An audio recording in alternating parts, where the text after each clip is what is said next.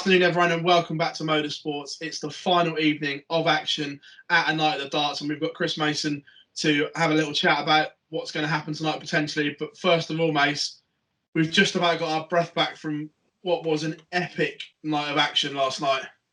Yeah, and I suppose the one player you've got to talk about again was Fallon Sherrock. I mean, she was just outstanding. Her finishing, well, I can't recall anything like it before. You know, especially from a lady player, that's for sure. But yeah, yet again, she proved that Jason and George were right to stick her in there because she's produced some real magic and given us some great entertainment. No more so than that match against Phill Taylor, and it was played in. I don't know. It was just so sporting, and they were both enjoying the action. You know, he was saying to her, "Come on, hit a 177," and in she does. It was just a remarkable session all round.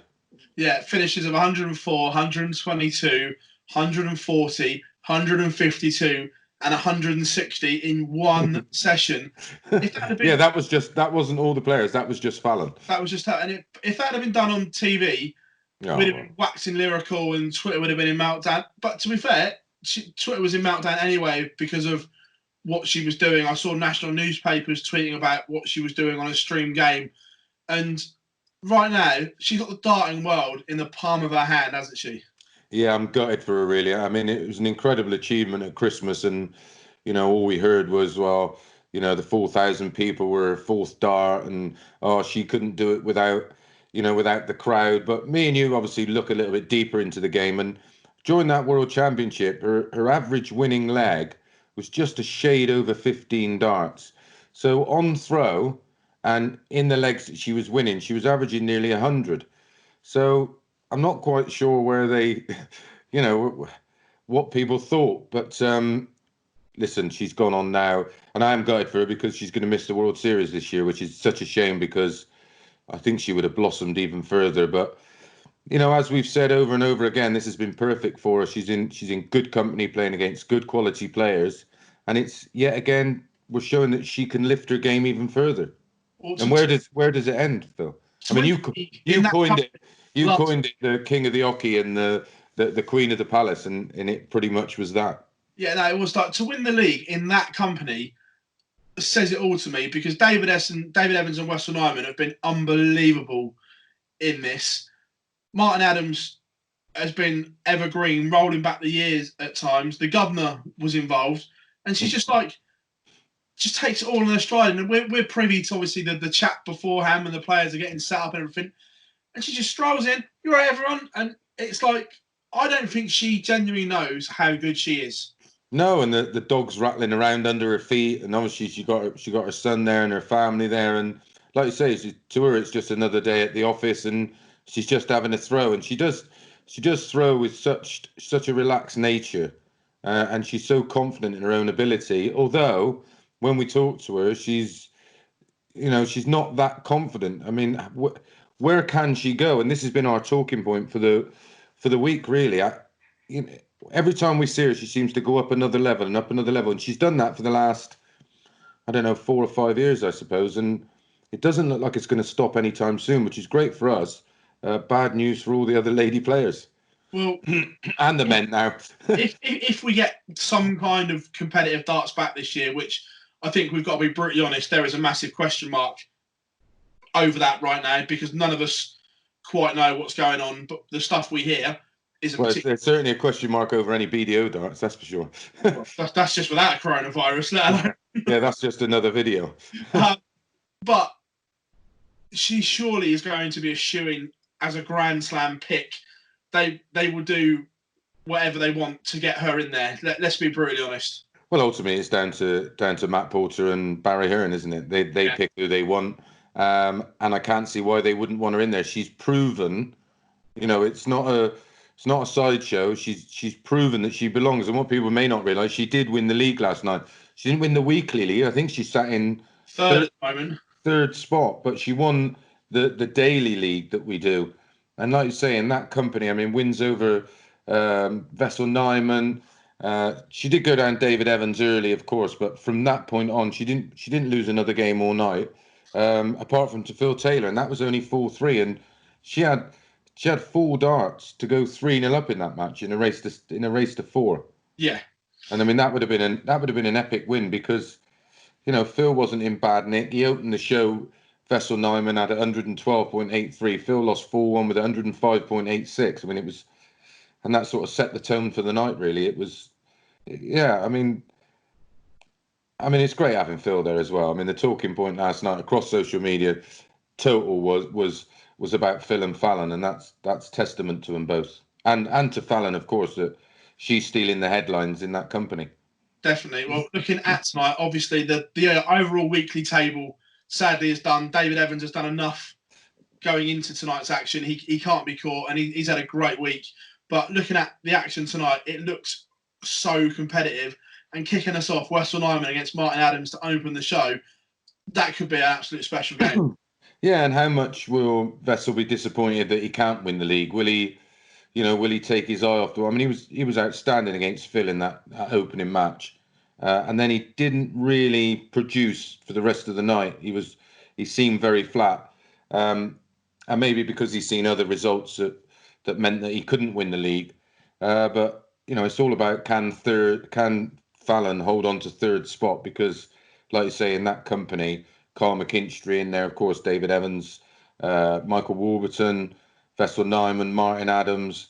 I mean, to finish third in that list of players over a whole week, 20 matches, would be an outstanding achievement. I quite like looking at the last two games as well. Fallon against Wessel and Kyle against Martin Adams to finish the show. I think that's two absolute great games.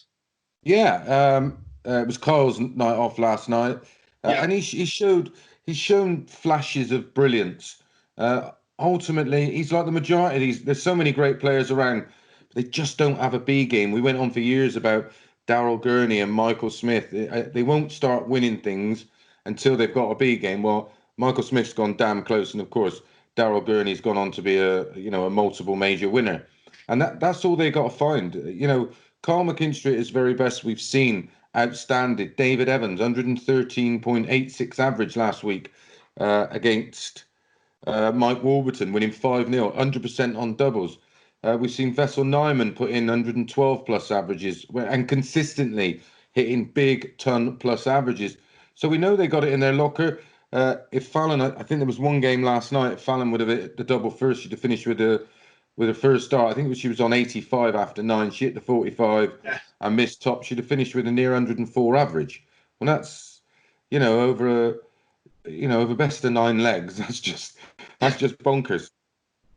Looking at it, where would your 10 pence be to win the Daily League this evening? Well, I did have an outside punt on Martin Adams, and the way he started, I thought it was a shoo-in. Well, Mike Warburton came at the pack last night, didn't he? Winning his final 3 and very nearly won the league himself. I can't see that happening again tonight. I don't think Vessel Nyman will be particularly switched on because he can't win the league anymore. I'm gonna. Oh, do you know? I'm gonna stick with Wolfie again. I think he showed signs the other week. What did he go? 8 or 9 games unbeaten over a couple of 9 unbeaten. 9 unbeaten over 2 and a bit days. I think again there were signs last night. He started a few matches a little bit too slowly. I think if he starts these individual matches quick, he could be one that could win the Daily League. But it really is wide open. You could almost go with a couple of outsiders to find a bit of value. But if Martin Adams beats Vessel Nyman straight off the bat, first game on tonight at 6 o'clock, then he could be in with a good shout again. Yeah, agreed. But I'm going to stick my neck out. I think Fallon might do it 2 nights in a row. Oh, that's brave. What kind of odds is she to win tonight? Do you know? Let's have a bit of a look right now to see what we can get. So, I mean, she has wins over every one of the players that's in the league tonight. Wessel is favourite. Yeah. 5-4. McKinstry 7-2. Adams 4-1. Your pick. And I can't believe, looking at I'm on odds checker right now, they won't give us a price on Fallon. Wow. Well, I am shocked. I don't know why that would be.